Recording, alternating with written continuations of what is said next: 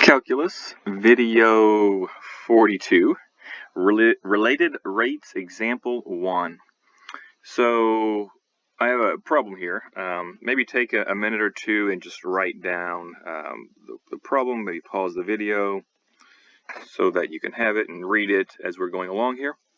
So you pause the video, write this down, then come back and we'll work through it together. All right, so on a baseball diamond, it should be noted that a baseball diamond is actually a square. It's simply a square that is turned by 45 degrees. So on a baseball diamond, which is a square, a player is running from second base to third base at a rate of 18 feet per second. When the player is 32 feet from third base, at what rate is the distance from player to home plate changing? And a note here, there are 90 feet between each base. Right, that stays consistent. All right, let's when you get a problem like this for related rates, it's almost always best to draw a picture of what's happening. So let's first draw a picture. I've started here with a picture of a baseball diamond, if you will, a square turned 45 degrees, and a blue dot to represent my player.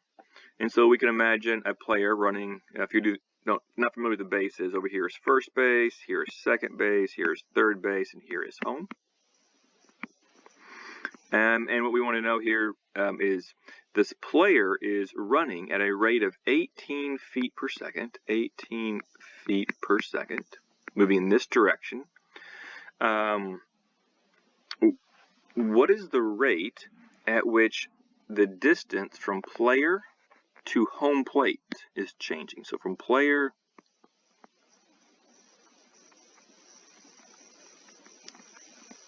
to home plate, that distance there in green.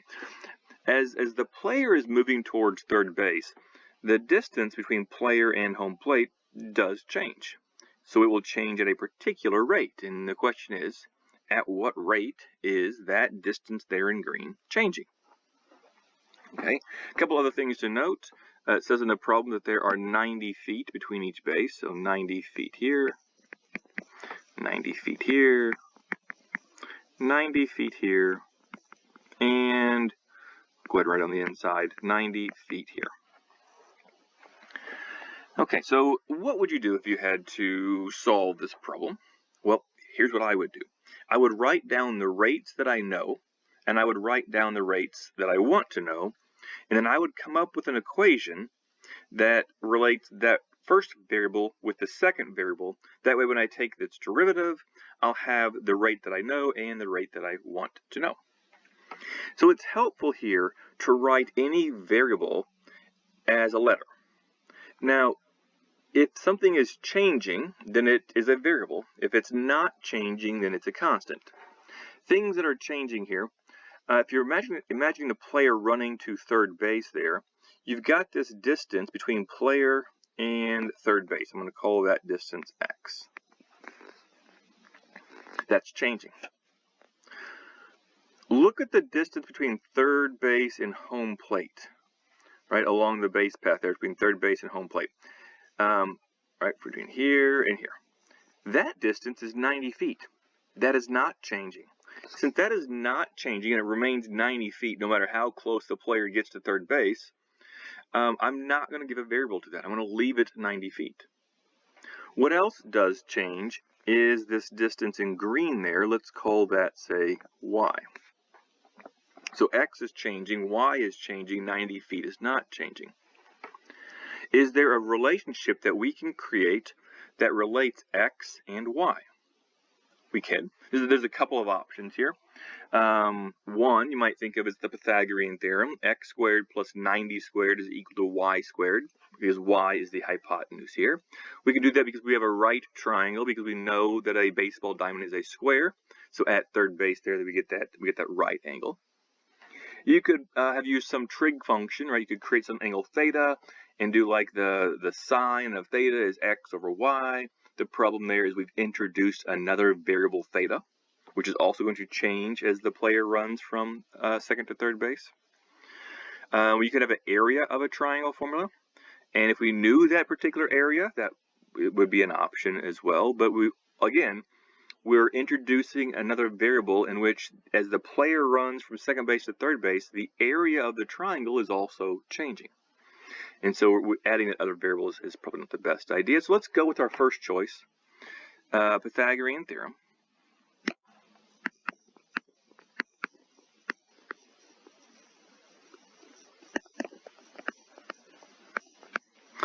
By the Pythagorean theorem, right triangle, we see that x squared plus 90 squared is equal to y squared. Now, anything that's a variable, I don't yet want to put the number in for. So for example, if you go back up into the problem, it says when the player is 32 feet from third base. Okay, that is this distance x. X is 32 feet. It's when the player is 32 feet from third base here. I don't yet want to put 32 in for x. We don't plug in those values until after we take the derivative. Because what would happen is you have 32 squared plus 90 squared. Those are both numbers. You take the derivative and you get 0. And that's y is definitely changing, right?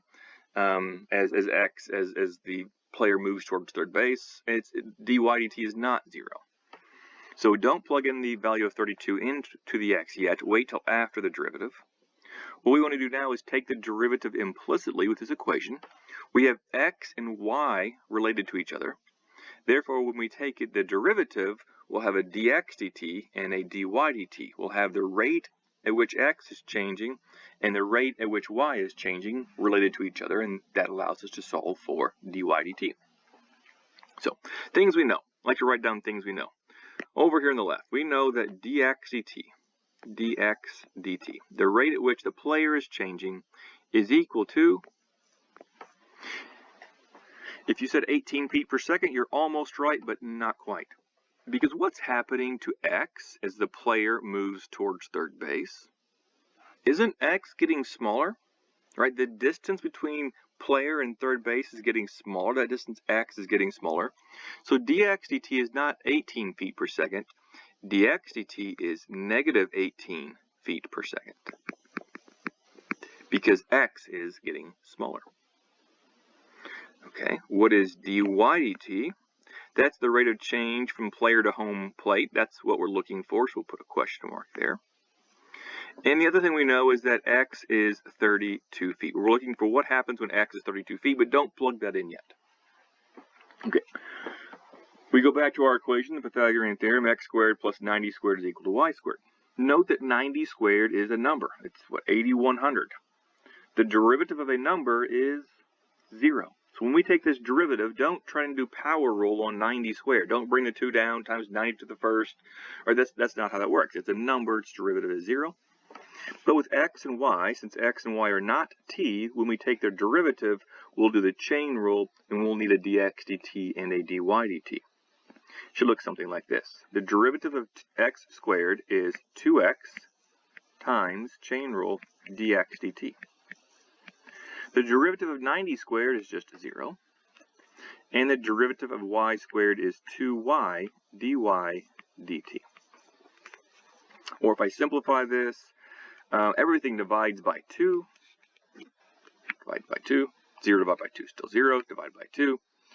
And I get just x dx dt is equal to y dy dt. Now you can plug in. Now plug in. Substitute the value of x for what it is. Substitute the value of dx dt for what it is. Now plug in. Alright, so what is x? X we can now put in for 32 feet, so 32. The rate at which the distance x is changing, right? Negative 18 feet per second, so negative 18 there, is equal to y. We don't know yet what y is, so we'll come back to that. And dy dt is what I'm looking for. What is the rate of change of y? Okay, now to find out what is y at the moment that x is 32, we can use the Pythagorean theorem x squared plus 90 squared is equal to y squared in order to find out what that y value is when x is 32. So plugging 32 in for x, we get 32 squared plus 90 squared is equal to y squared. I know 90 squared is 8100, that's y squared. 32 squared, I should probably know this, but let's check it out and see anyway. 32 squared, 1024. Add that to 8100, that looks like 9124 is equal to y squared. Take the square root, and y is technically plus or minus here, because you're squaring a square, but you're talking about a distance, so we'll keep it positive. I am getting 95.52 feet. 95.52 feet. Does that make sense? I think, yeah, okay, this is, the side is 90, y value being 95.5 feet. That makes sense. That's realistic. So let's plug that in for the y value here. We're at y, 95.52, 95.52. And we'll solve for dy dt. So we'll take 32 times negative 18. Negative 576 equals 95.52 dy dt. Divide by your 95.52. Negative 6.03. Units here are feet per second because it's a length that's changing over time. Equals dy dt, or at that particular time, I should say. So what does this mean? It means that the rate at which y is changing is negative 6.03 feet per second. Is that realistic? Well, as the player is running from where he's at right now to third base, the distance y should be decreasing. Right now it's at 95.5, and as he goes towards third base, if he's at third base, that distance would be 90, so that y value would be decreasing, so it does make sense that the rate at which the y is changing is negative. Player's running at 18 feet per second, the change of y, negative 6 feet, I could buy that, yeah. So it seems reasonable. Dy dt, the rate at which the distance from player to home plate is changing, is approximately negative 6.03 feet per second.